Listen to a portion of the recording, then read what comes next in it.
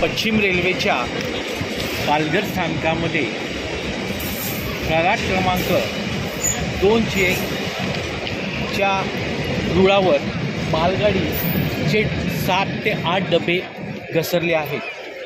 हा अपघात इतका भीषण होता की कोणतीही जीवितहानी झाली नसली तरीही जे 2 ट्रॅकमधील अंतर आहे त्या ट्रॅकमधील अंतरसुद्धा कमी झालेले आहेत आणि ट्रॅक हा पूर्णपणे उद्ध्वस्त झालेला आहे।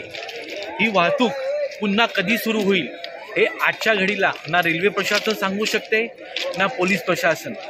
RPF आणि रेल्वे पोलीस दोन्हीही इकडे आपापल्या परीने इकडच्या विभागाची काळजी घेताना दिसत आहेत, मात्र हा ट्रॅक पुन्हा किती वेळाने सुरू होईल हे आजच्या घडीला सांगणं फार मोठं धारिष्ट ठरणार आहे। संतोष चुरी, नवराष्ट्र।